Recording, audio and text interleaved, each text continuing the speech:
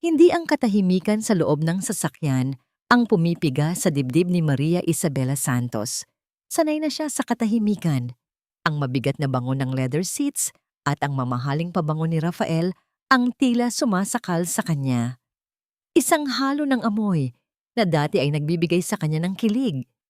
Pero ngayon ay parang lason na, unti-unting kumakalat sa kanyang sistema. Kakatapos lang ng seremonya. Ang gabi kung saan muling pinarangalan ng kanyang asawa, si Captain Rafael de la Cruz. Ang gabi kung saan, sa harap ng daan-daang matataas na opisyal, dapat ay puno siya ng pagmamalaki. Pero habang umaandar ang sasakyan, palayo sa kumikinang na gusali ng kampo, isang malamig na tinig ang bumasag sa katahimikan. Huwag mong isipin na dahil kasama kita sa event, pareho na tayo ng antas, Isabela. Hindi lumingon si Rafael. Ang mga mata nito ay diretso sa daan, pero ang mga salita ay parang patalim na bumaon ng diretso sa puso niya. Walang luhang pumatak mula sa mga mata ni Isabela. Sa halip, naramdaman niya ang unti-unting paglamig ng kanyang mga kamay na nakapatong sa kanyang kandungan. Ang mga kamay na yon, ang mga kamay na ilang gabi nagpuyat para isulat ang mismong talumpating binigkas ni Rafael kanina. Ang talumpating umani ng malakas na palakpakan at paghanga. Ang talumpating nag-angat sa kanya habang si Isabela ay nanatiling nakatago sa dilim. Kaninang umaga lang, ang mga kamay din na iyon ang maingat na nagplansa ng uniforme ni Rafael. Bawat medalya ay pinunasan niya hanggang sa kuminang.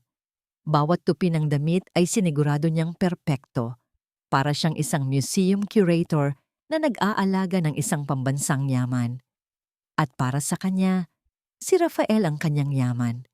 Naalala niya ang isang medalya, ang Distinguished Service Star.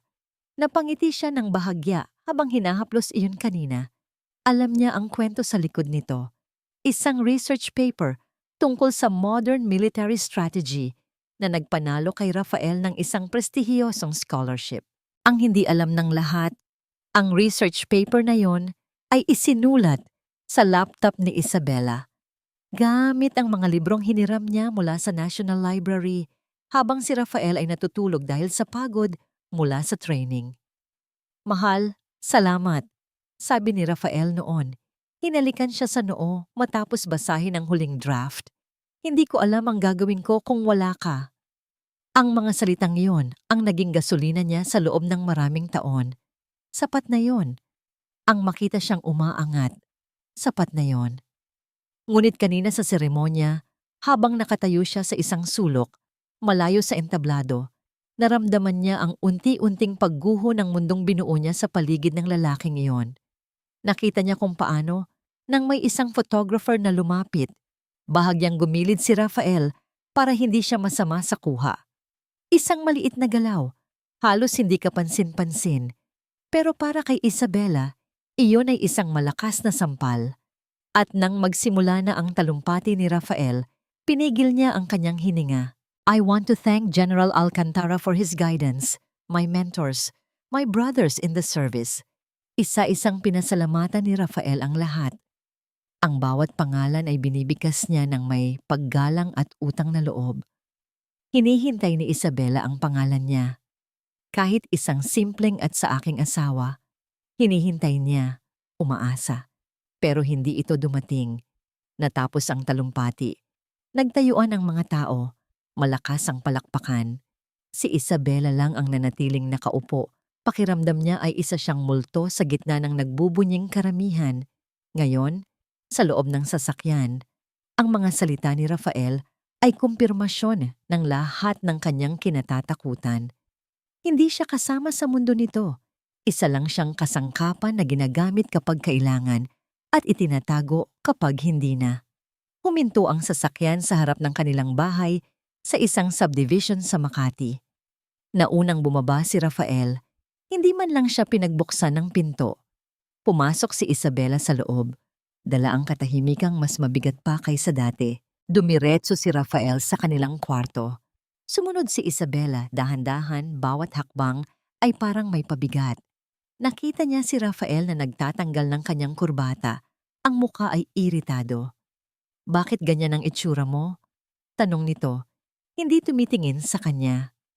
Dapat masaya ka para sa akin. Masaya ako, Raf. Mahinang sagot ni Isabela. Hinihintay ko lang. Ano? Napasalamatan ka sa stage. Isabela, it's a military event. Hindi iyon lugar para sa mga personal na drama. Natahimik siya. Personal na drama. Ganoon lang pala ang lahat ng sakripisyo niya. Biglang tumunog ang cellphone ni Rafael. Nakita ni Isabela ang pagbabago sa mukha ng asawa. Ang inis ay napalitan ng isang nangiting hindi para sa kanya. "Excuse me," sabi ni Rafael at lumabas ito papunta sa balkonahe. Isinara ang sliding door, pero hindi sapat ang pagkasara niyon. Sa katahimikan ng gabi, malinaw na narinig ni Isabela ang boses ng kanyang asawa. Ang boses na puno ng lambing na matagal na niyang hindi naririnig. Ang boses na parabang nakahanap ng tahanan. "Yes, Veronica." Isang saglit na katahimikan. "I miss you too." Lumipas ang ilang araw na parang may yelong namamagitan kina Isabela at Rafael. Hindi na sila nag-uusap maliban kung kinakailangan. Ang mga sagot ay maikli. Ang mga tingin ay malamig. Para silang dalawang estranghero na napilitang tumira sa iisang bahay. Para kay Isabela, bawat araw ay isang pagtitiis. Nagpatuloy siya sa kanyang mga gawain, pag-aasikaso sa bahay, pagtatrabaho sa kanyang maliit na workshop sa likod bahay, at paghahanda para sa nalalapit na National Army Anniversary, ang pinakamalaking social event ng taon sa kanilang mundo. Isang gabi, habang namimili siya ng isusuot mula sa kanyang aparador, pumasok si Rafael. Kinuha niya ang isang simpleng dark blue silk dress na hanggang tuhod. Elegante ito, hindi magarbo. Ito ang uri ng damit na komportable siya. "Ito na lang siguro ang isusuot ko," mahinang sabi niya, halos sa kanyang sarili. Tiningnan ni Rafael ang damit na hawak niya at isang nanggisi ng pag-aglahi ang gumuhit sa kanyang mga labi. Kinuha niya ito mula sa kamay ni Isabela at walang seremonyang inihagis sa kama. "Ano ka ba, Isabela? Mukha kang katulong dyan," sabi nito. Ang bawat salita ay may lason. "Pupunta tayo sa Fort Bonifacio, hindi sa palengke." Naramdaman ni Isabela ang pag-init ng kanyang mga pisngi. Napayuko siya, ayaw ipakita ang sakit na idinulot ng mga salita nito. "Huwag kang mag-alala," patuloy ni Rafael. Dumukot ito ng isang credit card mula sa kanyang wallet at inilapag ito sa ibabaw ng dresser. "Bumili ka ng matinong damit, isang bagay na hindi magmumukhang kahiya-hiya sa tabi ko." Hindi sumagot si Isabela. Hinintay niyang makalabas ng kwarto si Rafael bago niya pinulot ang damit na itinapon nito. Niyakap niya iyon ng mahigpit na parabang iyon ang huling piraso ng kanyang sarili na natitira. Kinabukasan, lumapit sa kanya si Rafael habang nag-aayos siya ng mga lumang libro sa kanyang workshop. May dala itong isang maliit at antigong kahon na yari sa kahoy na nara. "Aayusin mo ito," sabi nito.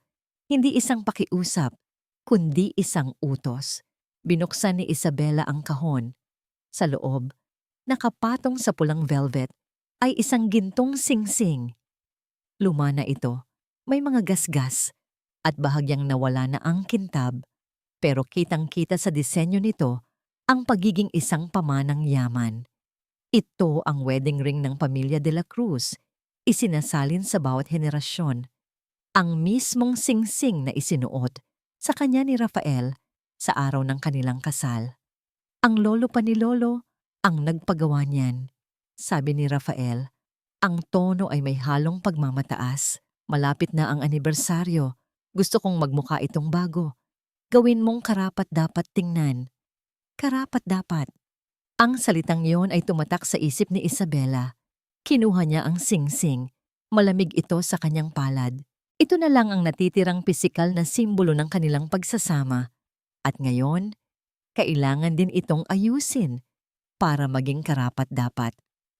Sa sumunod na mga araw, ibinuhos ni Isabela ang kanyang sarili sa pagpapanumbalik ng singsing. Ang kanyang workshop ang naging kanyang kanlungan. Dito, siya ang may kontrol. Ang bawat galaw ng kanyang kamay ay tiyak. Bawat kemikal na ginagamit niya ay maingat na sinusukat. Nilinis niya ang bawat siwang. Tinanggal ang mga dumi na naipon sa loob ng 100 taon. Ginamitan niya ito ng pinong-pinong pangpolish. Dahan-dahan, paikot-ikot, hanggang sa unti-unting lumabas ang dating kintab ng ginto. Para niyang binubuhay muli ang isang bagay na matagal nang natutulog. Habang nakatitig siya sa singsing sa ilalim ng maliwanag na ilaw ng kanyang desk lamp, hindi niya napigilan ang pag-init ng gilid ng kanyang mga mata. Isang butil ng luha ang pumatak mula sa kanyang pilikmata, diretso sa ibabaw ng singsing. Mabilis niya itong pinunasan, pero para bang ang kanyang lungkot ay humalo na sa metal. Naging parte na ng proseso ng pagpapanumbalik. Kinailangan niyang bumili ng isang espesyal na uri ng oil para sa huling bahagi ng proseso. Habang naglalakad siya sa isang high-end mall sa Makati, isang pamilyar na tawa ang narinig niya mula sa isang mamahaling restaurant. Napahinto si Isabela. Sa loob, sa isang table malapit sa bintana, nakaupo si Rafael at sa harap niya, ang babaeng nakita niya sa mga litrato, si Veronica Lim. Masaya sila. Tumatawa na parang walang bukas. Ang paraan ng pagtingin ni Rafael kay Veronica, iyon ang tingin na matagal nang hinahanap-hanap ni Isabela sa mga mata ng kanyang asawa. Ang tingin na para sa kanya dati, pero ngayon ay pag-aari na ng iba. Hindi gumalaw si Isabela. Pakiramdam niya ay isa siyang estatwa sa gitna ng maraming tao. Nanood lang siya, habang ang puso niya ay unti-unting nagiging bato. Pagkatapos ng ilang sandali, walang imik siyang tumalikod at naglakad palayo. Hindi na niya kailangan pang makita ang lahat. Alam na. Niya, dumating ang araw ng Likiniem Kwandoy Kwakja. Natapos na ni Isabela ang singsing. Mas makiintab pa ito kaysa sa araw na una niya itong nakita. Ibinigay niya ito kay Rafael habang naghahanda ito sa kanilang silid. Kinuha ito ni Rafael at sinuri. Itinaas sa ilaw. Nakita ni Isabela ang bahagyang paghanga sa mga mata nito. Isinuot niya ito sa kanyang daliri. Perpekto. Nagliwanag ang isang maliit na pag-asa sa dibdib ni Isabela. Baka sakaling makita niya ang halaga ng ginawa niya. Tumingin si Rafael sa salamin. Inayos ang kanyang uniforme. Pagkatapos ay lumingon ito sa kanya. Tiningnan siya mula ulo hanggang paa. At pagkatapos ay tiningnan ang perpektong singsing sa kanyang daliri. Isang malamig na ngiti ang sumilay sa kanyang mga labi. At least, sabi nito, ang boses ay walang kabuhay-buhay. May isang bagay sa pagsasamang ito na mukhang perpekto. Ang hangin sa loob ng Kalayaan Hall sa Fort Bonifacio ay puno ng amoy ng kapangyarihan. Amoy ng leather mula sa sapatos ng mga general, ng mamahaling pabango ng kanilang mga asawa, at ng alak na malayang dumadaloy mula sa mga naglilibot na waiter. Ang mga ilaw mula sa dambuhalang chandelier ay kumikinang sa mga medalya na nakasabit sa dibdib ng bawat opisyal. Para kay Maria Isabela Santos, ang lahat ng kislap na yon ay nakakasilaw, nakakabingi. Nakatayo siya malapit sa isang haligi. Hawak ang isang baso ng tubig na hindi niya iniinom. Ang suot niyang damit na pinilit niyang bilhin gamit ang credit card ni Rafael ay maganda. Isang simpleng itim na gown, ngunit pakiramdam niya ay isa siyang pekeng hiyas sa gitna ng mga totoong diamante. Ang bawat ngiti na ibinibigay niya sa mga bumabati ay parang isang mabigat na maskara. Isabela, you look simple. Bati sa kanya ng asawa ng isang koronel, ang salitang simple ay may halong pagkutya. Ngumiti lang si Isabela. Thank you, ma'am. Nilibot niya ang kanyang paningin. Hinahanap si Rafael. At nakita niya ito. Nasa gitna ng isang grupo, masayang nakikipagtawanan. At sa tabi nito, nakakapit sa braso na para bang pag-aari niya, ay si Veronica Lim. Nakasuot ito ng isang kulay dugong gown na agaw pansin sa lahat. Sila ang sentro ng atensyon.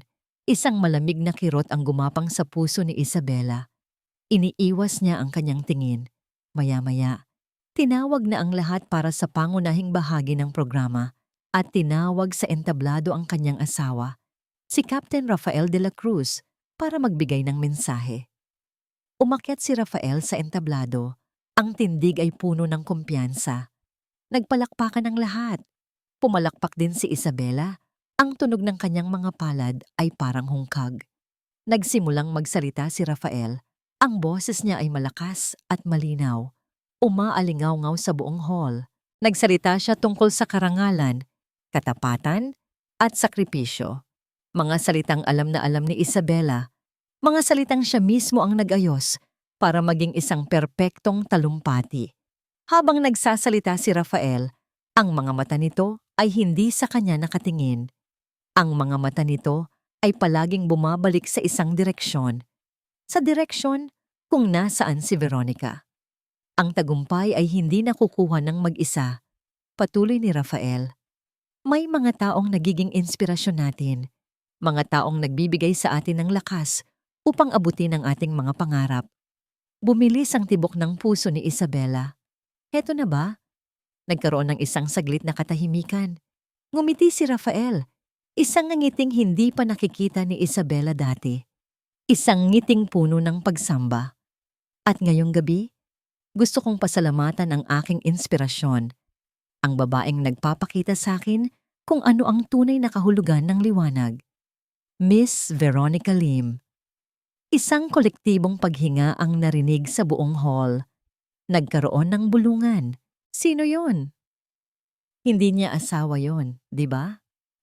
Nakatayo si Veronica, nagbigay ng isang matamis na ngiti at bahagyang tumango, na para bang siya ang reyna ng gabi. Pakiramdam ni Isabela ay nawalan ng hangin ang buong paligid. Ang ingay ng bulungan ay parang isang malakas na ugong sa kanyang tainga. Gusto niyang magtakip ng tainga. Gusto niyang tumakbo.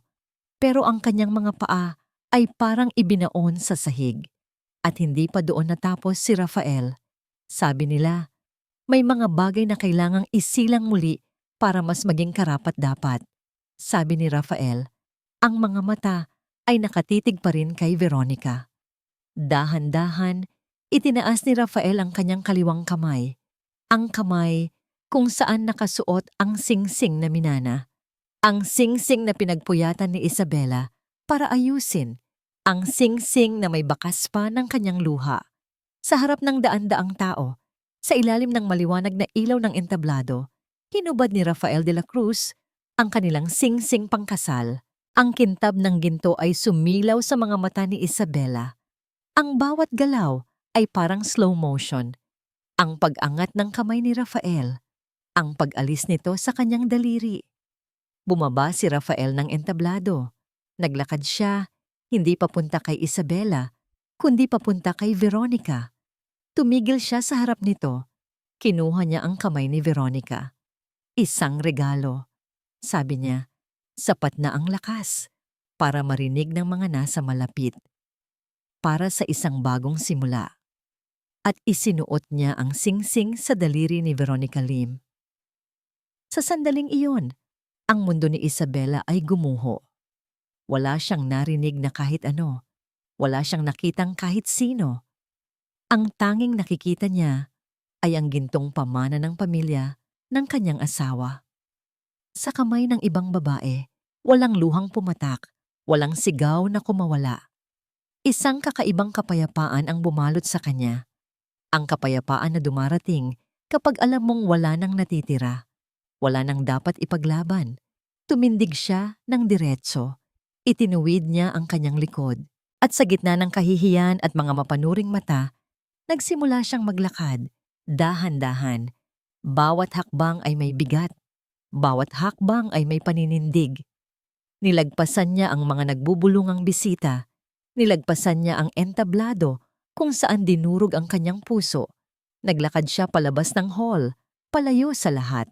Nang makarating siya sa sasakyan sa parking lot, hindi niya ito agad pinaandar. Umupo lang siya sa dilim. Sa katahimikan, ang hapdi ay naroon, hindi maikakaila. Ngunit sa ilalim ng hapdi, may isang bagong damdaming umuusbong, isang bagay na matigas, isang bagay na malamig. Kinuha niya ang kanyang cellphone, binuksan ang kanyang contacts, nag-scroll pababa, nilagpasan ang mga pangalan ng kaibigan at pamilya. Huminto siya sa isang pangalan na ibinigay sa kanya ng isang kaibigan mula sa museo para kung sakaling kailanganin. Attorney ni Miguel Alvarez, huminga siya ng malalim. Isang hininga na nagpakawala sa lahat ng sakit at nag-iwan ng purong determinasyon at pinindot niya ang call button. Ang opisina ni Attorney Miguel Alvarez ay isang testamento sa kanyang pagkatao. Malinis, organisado, at walang anumang bagay na hindi kailangan. Ang tanging palamuti sa kanyang malawak na mahogany desk ay isang larawan ng kanyang mga magulang at isang maliit na replika ng timbangan ng hustisya. Binabasa niya ulit ang notes na isinulat niya mula sa tawag kagabi.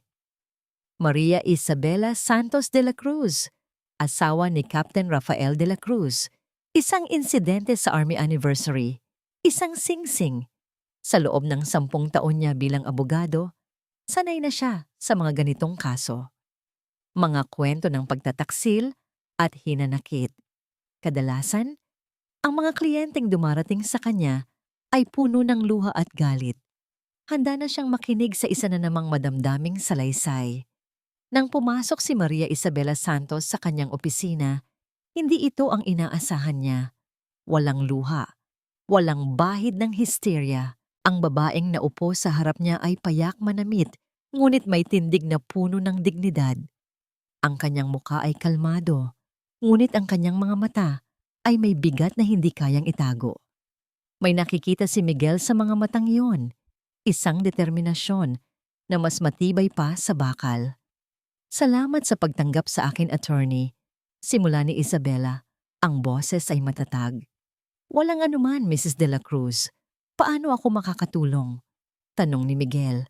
Ang tono ay profesional at direkta.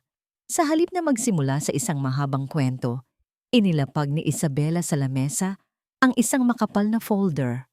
Ang tunog ng paglapag nito sa makintab na kahoy ay umalingaw-ngaw sa tahimik na opisina. Binuksan niya ito. Sa loob, ang mga dokumento ay nakaayos na parang mga exhibit sa isang museum. Attorney, alam kong ang pangunahing usapin ay ang singsing, sabi ni Isabela. Isa itong pamanang yaman ng pamilya de la Cruz, nakarehistro sa National Museum bilang isang important cultural property. Narito ang mga papeles. Kinuha ni Miguel ang mga dokumento.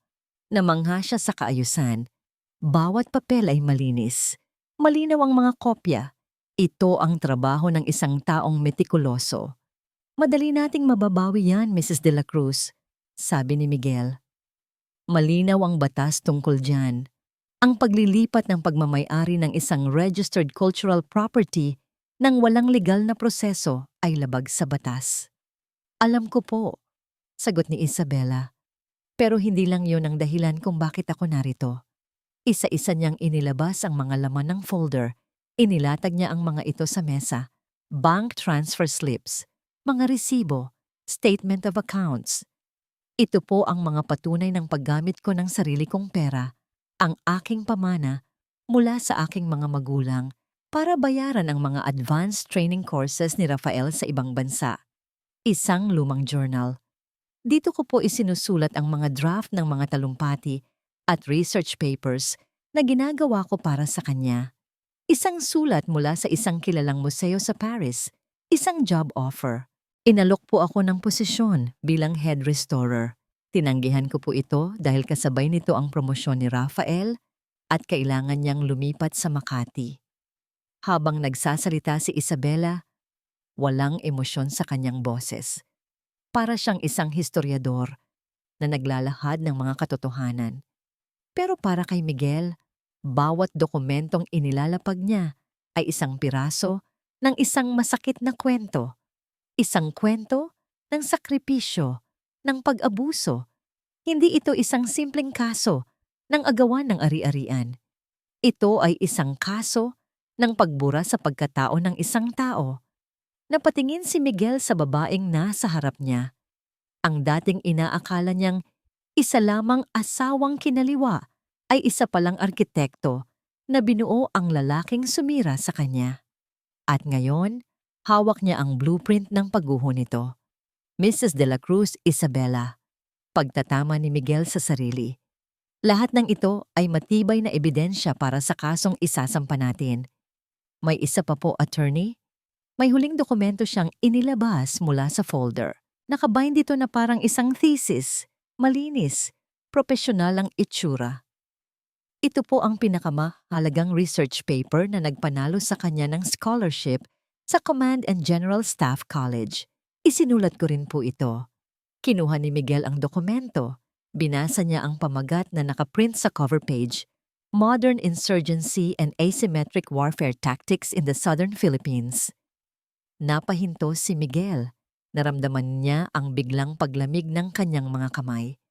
Pamilyar ang pamagat. Pamilyar ang mga teoryang nakasulat sa abstract. Dahan-dahan niyang ibinalik ang dokumento sa mesa. Nag-angat siya ng tingin kay Isabela.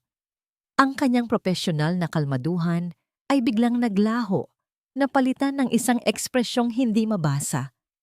Isang halo ng gulat, pag-aalala, at isang matagal nang natutulog na galit.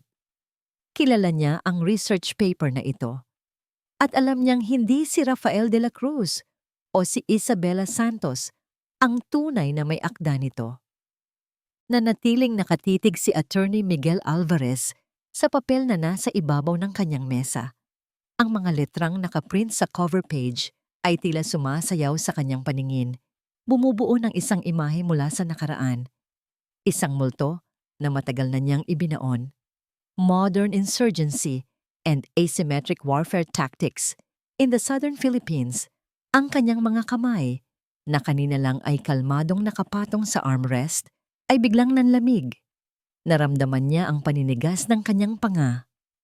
Attorney, ayos lang po ba kayo? Ang boses ni Isabela ang nagpabalik sa kanya sa kasalukuyan. Dahan-dahan siyang nag-angat ng tingin. Ang propesyonal na maskara na palagi niyang suot ay tila nagkaroon ng lamat. Isabela, sabi niya, ang boses ay mas malalim at mas seryoso kaysa kanina. May kailangan kang malaman. Ang research paper na ito, hindi ito isinulat ng asawa mo. Kumunot ang noo ni Isabela. Po? Imposible po. Ako po ang nag-e-encode at nag-edit ng huling draft nito. Maaaring ikaw nga, malumanay na sabi ni Miguel. Pero ang mga ideya, ang mga teorya, ang puso ng pag-aaral na ito, pag-aari ng iba. Tumayo si Miguel at naglakad papunta sa bintana. Tumanaw sa abalang tanawin ng Makati. Para siyang naghahanap ng mga salita sa gitna ng mga nagtataasang gusali. Bigla, para siyang bumalik sa ibang panahon. Sa isang silid-aklatan sa universidad, 10 taon na ang nakalipas. Ang amoy ng lumang papel at matapang na kape. Hating gabi na, siya at ang kanyang matalik na kaibigan, si David, ay magkatabing nag-aaral sa ilalim ng isang maliit na desk lamp. Si David, matalino, puno ng pangarap, at medyo idealistiko. Naaalala pa ni Miguel ang ningning sa mga mata ni David habang ikinukwento nito ang kanyang pinagkakaabalahang thesis. Migs, ito na yon, masayang sabi ni David noon habang iwinawagay-way ang isang tumpok ng mga papel. Isang bagong pananaw sa insurgency. Kung mapapatunayan ko ito, pwedeng mabago nito ang lahat. Ito ang magiging legacy ko. Naalala ni Miguel ang paghanga niya sa kaibigan, ngunit naalala rin niya ang sumunod na nangyari. Ang biglaang pag-atras ni David sa akademya. Ang mga akusasyon ng plagiarism laban dito mula sa isang kadeteng halos hindi niya kilala, isang Rafael De La Cruz. Dahil mas maimpluwensya ang pamilya ni Rafael at dahil nawala ang orihinal na manuscript ni David, walang naniwala sa kanya. Ang pangarap ni David ay naging isang bangungot. Nawalan ito ng gana sa lahat at umalis, dala ang isang pusong durog at isang pangalang may bahid ng dungis. Ang research paper na ito, nagsimulang magsalita si Miguel. Ang likod ay nakaharap pa rin kay Isabela. Ay ninakaw. Ang orihinal na may akda nito ay ang pinakamatalik kong kaibigan nung kolehiyo, si David Reyes. Lumingon si Miguel at ngayon nakita ni Isabela ang hindi niya nakita kanina. Sa likod ng malamig na profesionalismo, mayroong galit. At mayroong sakit. Si Rafael de la Cruz, patuloy ni Miguel, ang nag-akusa sa kanya ng pangungopya, gamit mismo ang gawa ng kaibigan ko. Dahil sa kanya, nasira ang buhay at pangarap ni David. At ako, wala akong nagawa para tulungan siya noon. Isang mabigat na katahimikan ang bumalot sa silid. Ngayon, naintindihan na ni Isabela ang biglang pagbabago sa kilos ng abogado. Ang bigat sa kanyang mga mata. Ang kaso niya ay hindi lang isang trabaho para dito. Personal ito. Lumapit si Isabela sa mesa. Tiningnan niya ang papel na naging pundasyon ng tagumpay ni Rafael. At ngayon ay naging simbolo ng dalawang buhay na sinira nito. Attorney, sabi ni Isabela, ang boses ay mahinahon ngunit may bagong lakas. Hindi ko po ito alam. Pero ngayon mas naiintindihan ko na. Tumingin siya sa mga mata ni Miguel. Nakita niya ang sarili niyang sakit sa mga mata nito. Ang parehong pakiramdam ng pagkakanulo. Sa sandaling iyon, hindi na sila abogado at kliyente. Sila ay 2 taong pinag-isa ng iisang kalaban. Hindi na po ito tungkol lang sa isang singsing o sa isang nasirang kasal, sabi ni Isabela. Tama po kayo. Tungkol na po ito sa hustisya. Tumango si Miguel. Ang apoy na matagal nang natutulog sa loob niya ay muling nag-alab. Ang kaso ni Isabela ang nagbigay dito ng pagkakataong itama ang isang pagkakamali sa nakaraan. Tatawagan ko ang aking private investigator, sabi ni Miguel. Ang boses ay puno ng bagong determinasyon. Hahanapin natin si David. Bumalik siya sa kanyang upuan at kinuha ang telepono. Habang nagdadial, tiningnan niya si Isabela. Nakita niya ang pagbabago sa babae. Ang dating anino ng pagdududa ay napalitan ng isang matatag na paninindigan. Ilang sandali lang, may sumagot sa kabilang linya. Rico, si Miguel ito. May ipapahanap ako sa'yo. Isang luma at mahalagang kaso. Ibinigay niya ang lahat ng detalye na naaalala niya tungkol kay David Reyes. Pagkatapos, ibinaba niya ang telepono. Ang araw ay lumubog sa labas ng bintana. Ang gabi ay nagsimulang bumagsak. Ngunit para kina Isabela at Miguel, ang umaga ay ngayon palang nagsisimula. Ang umaga ng kanilang paglaban. Kinagabihan, habang pauwi na si Miguel, tumunog ang kanyang cellphone. Isang hindi rehistradong numero. Sinagot niya ito. Sir? Sabi ng boses sa kabilang linya. Si Rico, ang kanyang investigador. Mabilis. Anong balita? Tanong ni Miguel. Pinigil ang hininga. Sir, nahanap ko na siya. Si David Reyes. Nakatira sa isang maliit na bayan sa Laguna. Tahimik na namumuhay. Napahawak ng mahigpit si Miguel sa manibela. Magaling! Kamusta siya? Nagkaroon ng saglit na katahimikan sa kabilang linya. Nakausap ko siya, sir. Noong una, ayaw niyang makialam. Pero nang sinabi ko ang pangalan, Rafael de la Cruz, nagbago ang lahat. Huminga ng malalim si Miguel. Anong sabi niya? Payag siyang magsalita.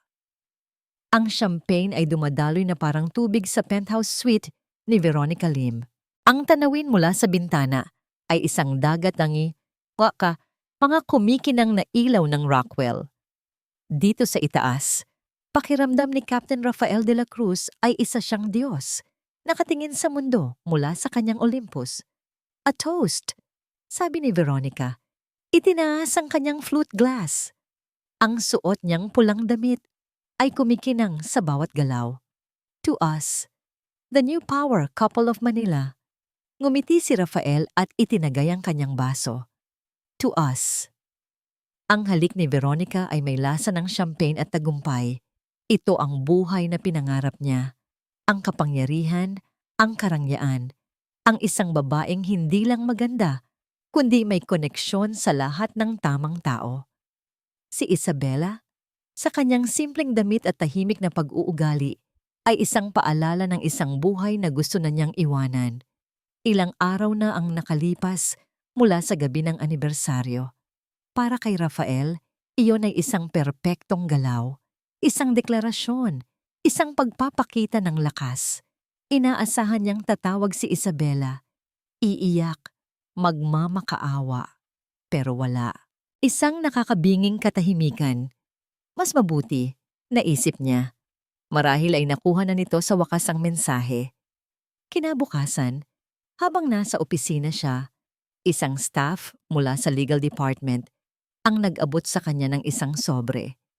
Opisyal ito, may selyo mula sa isang law firm. Para sa inyo po, sir, sabi ng staff. Binuksan ito ni Rafael nang walang pag-aalala. Sa loob, isang formal na summons, isang petisyon para sa legal separation at recovery of property, isinampa ni Maria Isabela Santos de la Cruz. Natawa siya. Isang mahinang tawa na puno ng paghamak. Recovery of property. Ang sing-sing. Iyon lang ba ang kaya niyang ipaglaban? Dinial niya hininiya ang numero ni Isabela. Nang sumagot ito, ginamit niya ang boses na alam niyang kahinaan nito noon. Isang boses na malambing at puno ng pagsisisi. Bella, sabi niya, nakatanggap ako ng sulat. Hindi na natin kailangang idaan sa ganito. Mag-usap tayo. Wala na tayong dapat pag-usapan, Rafael, sagot ni Isabela sa kabilang linya. Ang boses nito ay kalmado, malamig, na wala ang dating panginginig. Nagbago ang tono ni Rafael. Talaga? Sigurado ka ba sa ginagawa mo? Iniisip mo bang may laban ka sa akin? Ako ang may mga koneksyon, Isabela. Ako ang may kapangyarihan. Kaya kong sirain ang maliit mong mundo kung gugustuhin ko. Gawin mo ang gusto mong gawin. Simpleng sagot nito. Bago ibaba ang telepono, natigilan si Rafael. Ang biglaang pagputol ng linya ay parang isang sampal. Sino ang Isabela na ito? Saan nanggaling ang tapang niya? Sa sumunod na linggo, ipinagsawalang bahala niya ang banta. Ngunit ang kapayapaan niya ay nagsimulang magambala. Isang araw, ipinatawag siya ng kanyang commanding officer, si General Alcantara. Rafael, maupo ka. Sabi ng general, ang mukha ay seryoso. May natanggap akong inquiry mula sa finance department. Tungkol ito sa isang training fund na inaprubahan para sa iyo 2 taon na ang nakalipas para sa isang advanced course sa Singapore.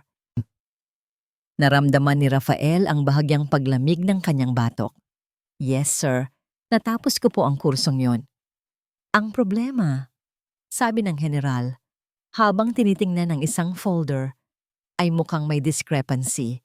Ang tuition ay binayaran mula sa personal na account ng asawa mo, pero may request ka rin for reimbursement mula sa pondo ng militar. Doble ang naging bayad at ang perang na reimburse sa iyo ay hindi na isauli. Nanuyo ang lalamunan ni Rafael. Baka nagkaroon lang po ng clerical error, sir. Aayusin ko po. Siguraduhin mo lang, Captain, sabi ni General Alcantara. Ang mga mata ay matalim. Ayaw natin ng anumang bahid sa reputasyon ng ating mga opisyal. Lumabas si Rafael sa opisina ng general. Ang kumpiyansa niya ay nabawasan. Ito na ba yon? Ito na ba ang ganti ni Isabela? Hindi lang ang sing-sing. Inaatake siya nito kung saan siya pinakamahina. Gabi-gabi, ang kanyang pagtulog ay nagiging mababaw. Nagigising siya sa kalagitnaan ng gabi. Iniisip kung ano pa ang alam ni Isabela. Ano pang mga resibo ang tinatago nito? Ano pang mga sikreto ang hawak nito? Isang gabi, pag-uwi niya sa penthouse ni Veronica, nadatnan niya itong nanonood ng isang late-night news program. Attorney Miguel Alvarez, na kilala sa kanyang zero loss record sa mga high-profile cases, ang siyang hahawak sa kaso laban sa isang mataas na opisyal ng militar. Naniga si Rafael sa kanyang kinatatayuan, Miguel Alvarez. Ang pangalang yon ay parang kulog sa kanyang pandinig. Ang pinakamagaling, ang pinakamatalas. Bakit siya? Paano siya nakuha ni Isabela? Lumingon si Veronica. Ang muka ay hindi na kasing tamis ng dati. Ang paghanga sa mga mata nito ay napalitan ng pagdududa. Rafael? Sabi nito. Ang boses ay seryoso. Sino ba talaga ang pinakasalan mo? Hindi siya nakasagot. May itinatago ka ba sa akin? Patuloy ni Veronica. Ang mga mata ay naniningkit. Sigurado ka bang kontrolado mo ang sitwasyon? Tumingin si Rafael sa screen ng TV, kung saan nakatayo si Attorney Miguel Alvarez. Ang muka ay kalmado, ngunit may pahiwatig ng isang panganib na hindi niya nakita noon. At sa unang pagkakataon, mula nang magsimula ang lahat ng ito, naramdaman ni Rafael de la Cruz ang tunay na takot. Ang National Museum ay palaging kanlungan ni Isabela. Sa gitna ng mga tahimik na artifact, sa amoy ng lumang kahoy at papel, nararamdaman niya ang kapayapaan. Ang bawat bagay dito ay may kwento, may pinagdaan ng hirap, ngunit nananatiling buo. Isang testamento ng katatagan. Dito siya humuhugot ng lakas, ngunit ang kapayapaan niya ay biglang nagambala nang makatanggap siya ng isang text message. Nasa lobby ako. Kailangan nating mag-usap. V. Isang malamig na kaba ang gumapang sa dibdib ni Isabela. Si Veronica. Anong ginagawa niya rito? Sa lugar na ito na siyang sagrado para sa kanya? Nagpunta siya sa lobby. Ang puso ay kumakabog at naroon nga ito. Nakatayo sa gitna ng bulwagan. Nakasuot ng isang puting-puting corporate dress na tila sumisigaw ng kayamanan. Ang kanyang presensya ay parang isang modernong anomalya sa gitna ng kasaysayan. Anong kailangan mo? Tanong ni Isabela. Sinisikap na panatilihing matatag ang kanyang boses. Ngumiti si Veronica. Isang ngangiting hindi umaabot sa kanyang mga mata. Diretsahan na Isabela. Alam kong ikaw ang nasa likod ng lahat ng investigasyon kay Raf. Ang tungkol sa pera, sa mga papel niya. Magaling. Hindi kita minaliit. Hindi umimik si Isabela. Pero kailangan mo na itong itigil. Patuloy ni Veronica. Ang boses ay nagiging mas matalas. Natawa ng bahagya si Isabela. Isang tawang walang saya. At bakit ko gagawin yun? Dahil kung hindi mo gagawin, sabi ni Veronica, humakbang palapit. Hindi lang ang buhay ni Raf ang masisira, pati ang sayo. May kinuha si Veronica mula sa kanyang mamahaling Hermes bag, isang folder. Binuklat niya ito at ipinakita kay Isabela ang laman. Isang sulat. Mukhang opisyal. May letterhead ng isang kilalang international art collector mula sa Germany. Kilala mo si Herr Schneider, di ba? Tanong ni Veronica. Isa sa pinakamahalagang kliyente ng museo. Naaalala mo ba yung 18th century tapestry na ipinarestore niya sa'yo last year? Tumango si Isabela. Nararamdaman ang panunuyo ng kanyang lalamunan. Ayon sa sulat na ito, sabi ni Veronica, habang ang kanyang daliri ay dumudulas sa mga salita. Nagkamali ka raw sa ginamit mong kemikal, na sa halip na ayusin mo, unti-unti mo raw sinisira ang hibla ng tapestry. Sinasabi rito na balak kanyang kasuhan at ipapaalam niya sa buong art restoration community ang iyong kapabayaan. Nanlaki ang mga mata ni Isabela. Hindi totoo yan. Maingat ang ginawa kong trabaho. May mga testigo ako. May dokumentasyon. Talaga ba? Ngumisi si Veronica. Pero ang sulat na ito, ang unang makakarating sa museum board at sa media. Habang pinapatunayan mo ang sarili mo, sira na ang pangalan mo, sira na ang career na iningatan mo. Sino ang paniniwalaan nila? Ang isang hamak na restorer o ang isang bilyonaryong kolektor? Tinitigan ni Isabela ang sulat. Alam niyang peke ito. Ang pirma, ang paraan ng pagkakasulat. Ngunit alam din niya ang kapangyarihan ng isang kasinungalingan, lalo na kapag binalot sa itsura ng katotohanan. Kayang-kaya ni Veronica, sa kanyang pera at impluensya, na gawing totoo ang isang kasinungalingan. Ito ang naramdaman ni David, naisip ni Isabela, ganitong ganito, ang kawalan ng kapangyarihan sa harap ng isang makapangyarihang kasinungalingan.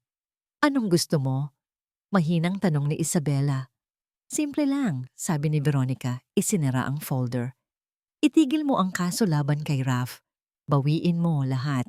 Sabihin mong nagkamali ka lang, nadala lang ng selos. Kapag ginawa mo yan, ang sulat na ito ay hindi makakarating kahit kanino.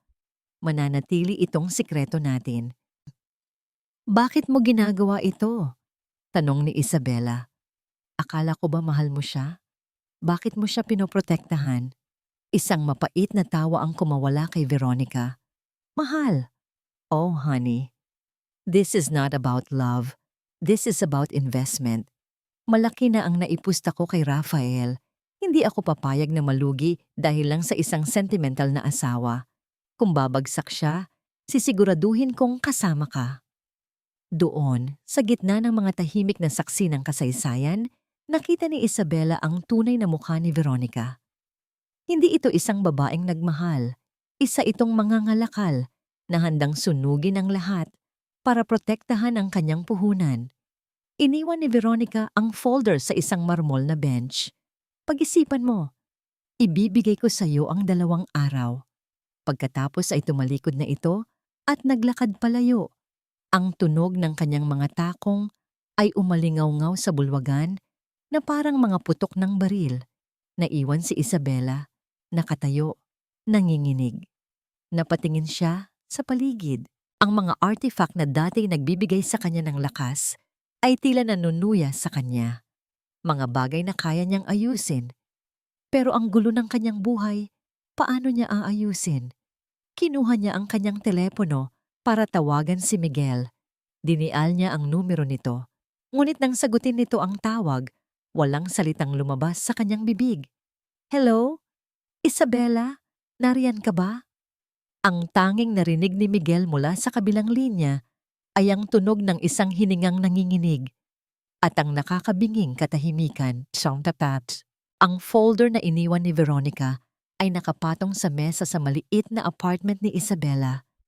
Hindi niya ito binubuksan, ngunit ang presensya nito ay parang isang bomba na anumang oras ay maaaring sumabog.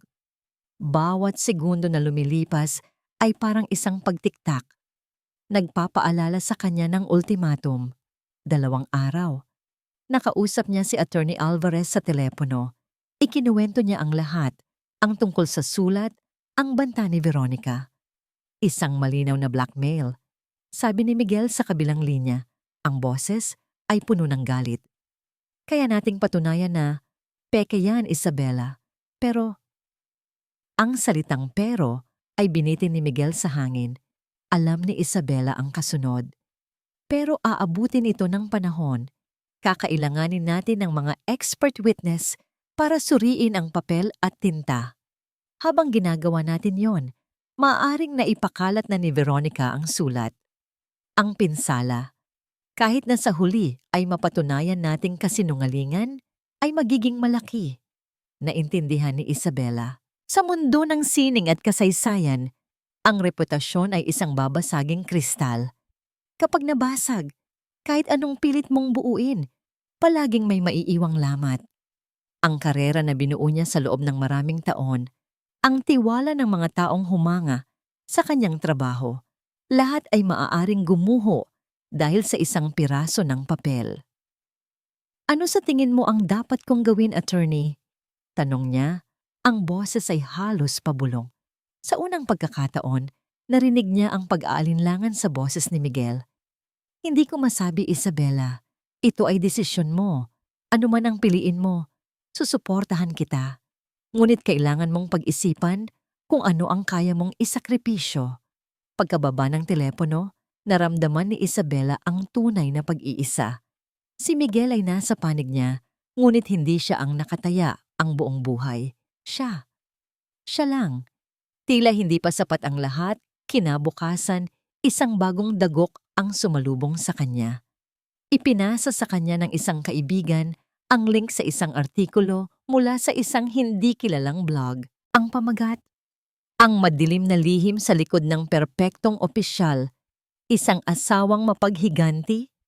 Walang pangalang binanggit, ngunit ang mga detalye ay malinaw na tumutukoy sa kanila.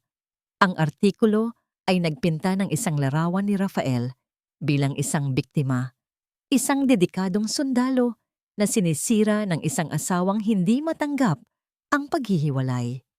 Pinalabas si Isabela bilang isang babaeng desperada at sinungaling na gumagawa ng mga kwento para sirain ang lalaking minsan niyang minahal. Alam niya kung kaninong gawa ito. Ang mga koneksyon ni Rafael sa media. Isang maruming paraan para baliktarin ang lahat para siya ang magmukhang masama. Ang kanyang cellphone ay nagsimulang tumunog. Mga mensahe mula sa mga kaibigan sa mundo ng militar. Mga tanong na may halong panghuhusga. Isabela, totoo ba to? Hindi namin akalain na magagawa mo to. Binitawan niya ang kanyang telepono na para siyang napaso. Ang 4 na sulok ng kanyang apartment ay tila lumiliit. Sinisikip ang kanyang paghinga. Inaatake siya mula sa lahat ng direksyon. Sa legal, sa professional, sa personal.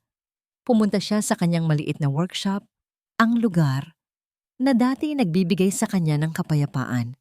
Ngunit ngayon, kahit ang mga antigong bagay na naghihintay na ayusin ay tila nanunumbat sa kanya. Tiningnan niya ang kanyang mga kamay. Ang mga kamay na kayang magbalik ng buhay sa mga bagay na sirana. Ngunit ngayon, pakiramdam niya, wala na silang kakayahang ayusin ang sarili niyang buhay. Umupo siya sa sahig, sa gitna ng kanyang mga kasangkapan. Niyakap niya ang kanyang mga tuhod. Sa wakas, ang mga luhang matagal niyang pinigilan ay bumuhos. Umiyak siya. Hindi dahil sa sakit ng pagkakanulo ni Rafael. Hindi dahil sa takot kay Veronica. Umiyak siya dahil sa pakiramdam ng kabiguan. Tinalo na siya. Lahat ay nawala. Ang kanyang kasal, ang kanyang reputasyon, at ngayon, ang kanyang karera. Para saan pa ang lahat ng ito? Para saan pa ang paglaban kung sa huli, siya rin ang madudurog?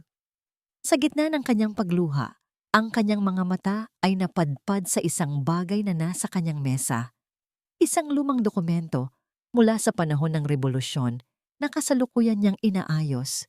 Isang kopya ng konstitusyon ng Malolos. Nakatingin siya sa papel, sa tinta, sa mga pirma ng mga taong lumaban para sa isang bagay na mas malaki kaysa sa kanilang sarili. Naalala niya ang kanyang propesor sa kolehiyo. Ang bawat dokumento ay may kwento, Isabela. Pero ang pinakamahalaga, meron itong katotohanan. At ang katotohanan, gaano man katagal, ay palaging lumalabas. Katotohanan. Paano mo pinapatunayan ang katotohanan ng isang dokumento? Sinusuri mo ang papel, ang edad nito, ang hibla. Sinusuri mo ang tinta, ang kemikal na komposisyon nito. Hinahanap mo ang anumang hindi tumutugma, anumang peke, isang ideya, isang napakaliit na sinag ng liwanag sa gitna ng kadiliman. Dahan-dahan siyang tumayo. Pinunasan niya ang kanyang mga luha. Nanginginig ang kanyang mga kamay, ngunit meron ng bagong layunin. Kinuha niya ang kanyang telepono.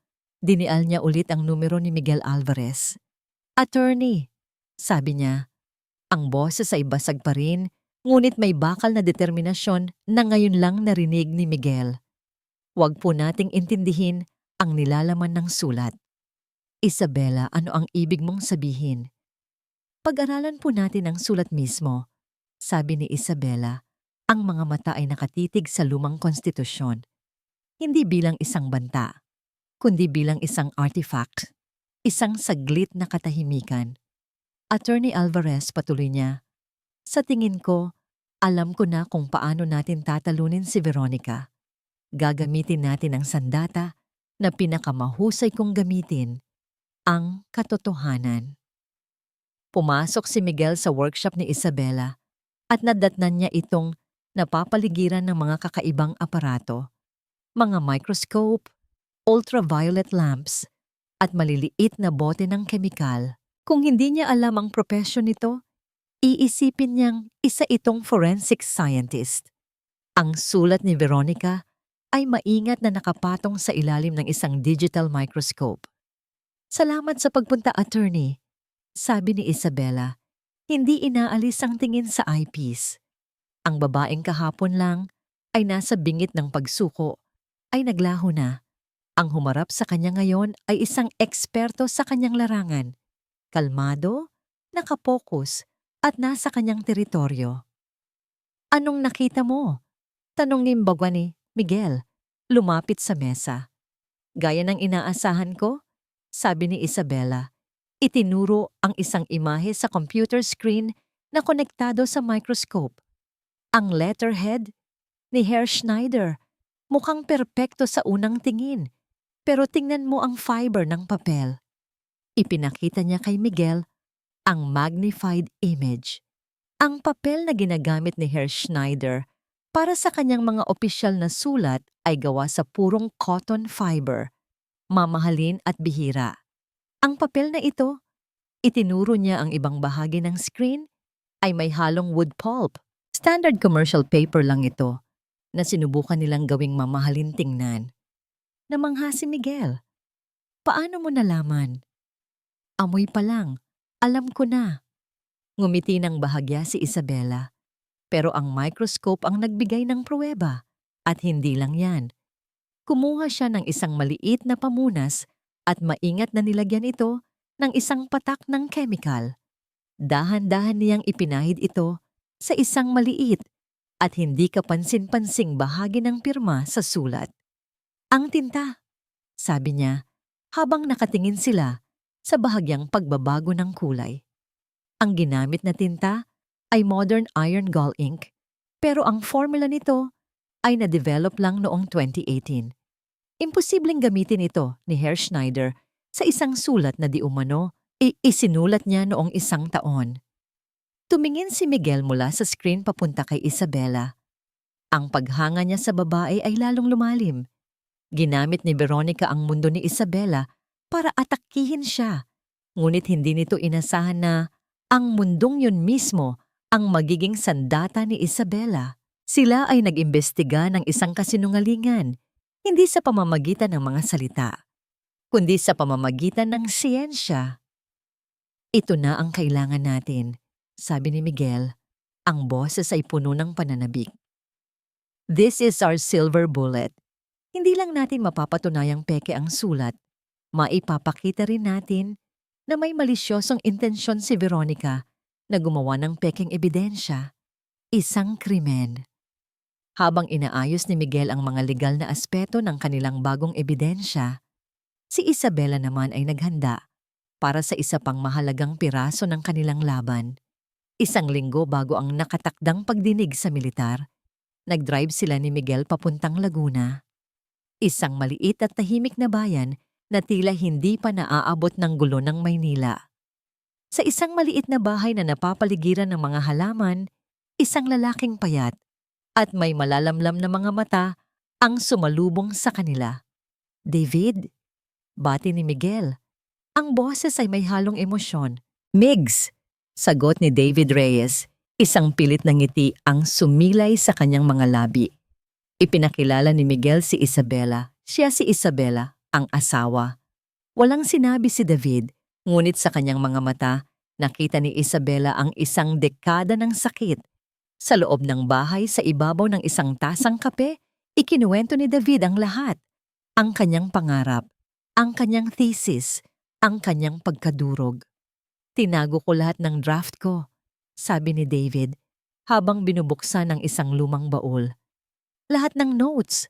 Akala ko wala nang silbi, pero hindi ko rin magawang itapon."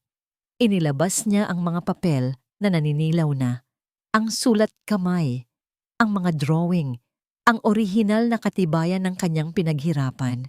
Ikinuwento ni Isabela ang kanyang parte. Ang pag-type, ang pag-edit, ang pag-aakalang tinutulungan niya ang kanyang asawa. Sa pagtatapos ng kanilang pag-uusap, isang desisyon ang nabuo. Sasama ako sa inyo, sabi ni David. Ang boses ay nanginginig, ngunit may bagong determinasyon. Hindi na para sa akin, para sa hustisya, at para hindi na maulit sa iba ang nangyari sa akin. Pauwi. Habang nasa loob ng sasakyan, isang komportableng katahimikan ang namagitan kina Isabela at Miguel. Ang lahat ng piraso ng puzzle ay nasa lugar na. Ang siyensya, ang testigo, ang katotohanan. Handa ka na ba? Tanong ni Miguel. Tumingin si Isabela sa labas ng bintana, sa mga ilaw ng siyudad na unti-unting lumalapit. Ngayon lang ako naging ganito kahanda, attorney. Dumating ang araw ng pagdinig. Isang formal na silid sa loob ng headquarters ng militar. Naroon ang isang panel ng mga matataas na opisyal, kabilang si General Alcantara. Pumasok si Rafael, kasama ang kanyang abogado. Ang mukha niya ay mayabang pa rin, ngunit may bakas ng kaba sa kanyang mga mata. Sa likod niya ay si Veronica, mukhang elegante at hindi apektado, na para bang isa lang itong maliit na abala sa kanyang araw. Pagkatapos, pumasok si Attorney Miguel Alvarez at sa likod niya, si Maria Isabela Santos. Ang suot niya ay isang simpleng itim na blazer at slacks. Walang alahas, maliban sa isang maliit na hikaw. Ang kanyang buhok ay nakatali ng maayos. Ang kanyang mukha ay kalmado. Nagkatama ang mga mata nila ni Rafael. Sa pagkakataong ito, si Rafael ang unang umiwas ng tingin. Ang tensyon sa loob ng silid pagdinig ay halos hiniwa sa hangin. Sa isang panig, si Rafael de la Cruz, kumpiyansa sa labas, ngunit may takot na gumuguhit sa kanyang mga mata. Sa tabi niya, si Veronica Lim, na tila isang manonood lamang sa isang dula. Walang pakialam at puno ng paghamak. Sa kabilang panig, si Maria Isabela Santos, tahimik at kalmado. Sa tabi niya, si Attorney Miguel Alvarez, ang kanyang mukha ay parang isang batong hindi matinag. Nagsimula ang pagdinig. Inilatag ni Attorney Alvarez ang mga ebidensya ng maling paggamit ni Rafael ng pondo ng militar. Ang mga bank statement, ang mga pekeng resibo. Sinubukan itong itanggi ng abogado ni Rafael. Tinawag itong isang misunderstanding at clerical error.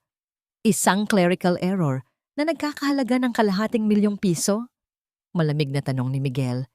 Isang clerical error na napunta sa personal na bank account ni Captain de la Cruz. Hindi nakasagot si Rafael. Ang mga butil ng pawis ay nagsimulang mamuo sa kanyang noo.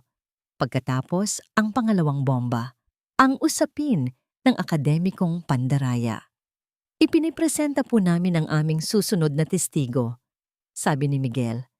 Bumukas ang pinto ng silid pagdinig. Pumasok ang isang payat na lalaki na may suot na salamin. Si David Reyes. Nang makita siya ni Rafael, ang kulay sa mukha nito ay biglang nawala. Para siyang nakakita ng multo. Si Veronica, sa unang pagkakataon, ay nagpakita ng gulat. Ang kanyang perpektong postura ay bahagyang nasira. Kalmadong umupo si David sa witness stand. Sa pamamagitan ng mahinahong pagtatanong ni Miguel, isinalaysay niya ang lahat. Ang kanyang orihinal na thesis, ang pagnanakaw, ang pagsira sa kanyang pangalan. Inilabas niya ang kanyang mga lumang draft, ang mga sulat kamay na tala. Ito po ang kaluluwa ng aking pag-aaral, sabi ni David. Ang boses ay nanginginig sa emosyon ngunit matatag. At ninakaw ito sa akin ng taong nasa silid na ito. Nagsimulang magprotesta ang abogado ni Rafael, ngunit huli na ang lahat. Ang pinsala ay nagawa na. Ang mga mukha ng panel ng mga opisyal ay nagpapakita ng matinding pagkadismaya. At para sa huling dagok, si Isabela mismo ang tinawag sa stand. Ang abogado ni Rafael, sa isang desperadong hakbang, ay sinubukang sirain ang kanyang kredibilidad. Mrs. de la Cruz, hindi ba totoo na ikaw ay isang asawang puno ng selos at galit? Hindi ba totoo na lahat ng ito ay gawa-gawa mo lang para makapaghiganti? Hindi po totoo yan, sagot ni Isabela. Ang boses ay malinaw. At hindi ba totoo na ikaw mismo ay nasa ilalim ng investigasyon dahil sa isang reklamo ng kapabayaan sa iyong trabaho? Tanong ng abogado. Inilabas ang alas na akala niya ay mananalo sa laro. Dito na pumasok si Attorney Alvarez. Your Honors, may kaugnayan po sa reklamong yan. Nais po naming ipresenta ang isang ebidensya. Inilabas ni Miguel ang sulat. At pagkatapos, ipinresenta niya ang resulta ng pagsusuri ni Isabela. Ang report tungkol sa papel. Ang pagsusuri sa tinta. Ang siyentipikong katibayan na ang sulat ay isang murang pekeng gawa. Hindi lang po ito gawa-gawa, Your Honors. Sabi ni Miguel, ito po ay isang pekeng ebidensya na ginawa para takutin at patahimikin ang aking kliyente. Tumingin siya ng diretso kay Veronica Lim. Isang krimen na tinatawag na obstruction of justice. Sa sandaling iyon, ang lahat ng mata ay napunta kay Veronica. Ang kanyang muka ay namutla. Ang kanyang kalmadong panlabas ay tuluyang gumuho. Hindi ako! Wala akong kinalaman dyan. Sigaw niya itinuturo si Rafael. Siya ang nag-utos sa akin na gawin yan. Sinabi niyang kailangan para maprotektahan ang career niya. Sinungaling! Sigaw pabalik ni Rafael, tumayo sa galit. Ikaw ang nagplano ng lahat ng ito. Ikaw ang may gusto nito. Ang marangal na silid pagdinig ay biglang naging isang sirko ng paninisi. Ang magkasintahan na minsan ay power couple ay ngayon ay parang dalawang alakdan sa loob ng isang bote, handang pumatay sa isa't isa. Silence! Sigaw ni General Alcantara. Ang kanyang boses ay umalingaw-ngaw na parang kulog. Tumahimik ang lahat. Si Rafael ay napaupo. Ang kanyang muka ay puno ng pagkatalo. Si Veronica ay nanginginig sa takot. Si Isabela mula sa witness stand ay nanatiling tahimik. Nakatingin siya kay Rafael. Hindi na may galit, kundi may awa. Ang makapangyarihang lalaki na minsan niyang minahal ay isa na lamang durog na anino ng kanyang dating sarili. Pagkatapos ng isang maikling deliberasyon, bumalik ang panel. Tumayo si General Alcantara para basahin ang hatol. Batay sa mga ebidensyang inilatag, napatunayan ng hukumang ito si Captain Rafael de la Cruz na nagkasala sa mga sumusunod: maling paggamit ng pondo ng militar, pandaraya sa akademya, at mga gawing hindi karapat-dapat para sa isang opisyal at isang maginoo. Mga paglabag na sumisira sa karangalan ng unipormeng ito. Huminga ng malalim ang general. Ang kanyang mga mata ay matalim na nakatitig kay Rafael. Ang hatol, permanenteng pagpapatalsik mula sa serbisyo militar, pagbawi sa lahat ng ranggo at parangal, dishonorable discharge. Ang bawat salita ay parang isang pako na ibinabaon sa kabaong ng career ni Rafael natapos ang pagdinig. Habang nagkakagulo ang mga tao at sinusubukan ng mga reporter na makalapit, si Rafael ay nanatiling nakaupo, nakatulala, hindi makapaniwala sa nangyari. Lahat ng kanyang pinaghirapan, lahat ng kanyang ninakaw ay naglaho sa isang iglap. Mabilis na tumayo si Veronica at sinubukang umalis, ngunit hinarang siya ng mga awtoridad para sa karagdagang pagtatanong. Ang kanyang kinang ay tuluyan ng naglaho. Pinuntahan ni Miguel si Isabela. Tapos na, sabi niya. Isang nangiti ng tagumpay ang nasa kanyang mga labi. Tumango si Isabela. Dahan-dahan siyang tumayo. Habang naglalakad sila palabas, hinarangan sila ng mga reporter. Mrs. De La Cruz, anong masasabi niyo? Ma'am, anong pakiramdam na nakuha niyo na ang hustisya? Hindi siya sumagot. Nagpatuloy lang siya sa paglakad, kasama si Miguel na nagsisilbing kanyang panangga. Bago siya tuluyang makalabas ng pinto, isang huling sulyap ang ibinigay niya sa loob. Nakita niya si Rafael, mag-isa sa kanyang upuan, isang hari na nawalan ng kaharian. Hindi na siya lumingon pa. Lumipas ang 6 na buwan. Ang hangin na humahalik sa mga pader na bato ng Intramuros ay tila naghuhuga sa lahat ng alaala ng nakaraan. Para kay Maria Isabela Santos, ang bawat araw ay isang pagpapanumbalik. Hindi ng mga artifact, kundi ng kanyang sarili. Hindi na siya si Mrs. De La Cruz. Siya na ngayon si Director Santos, ang bagong pinuno ng Legal Archives Conservation Project ng Pambansang Arkibo.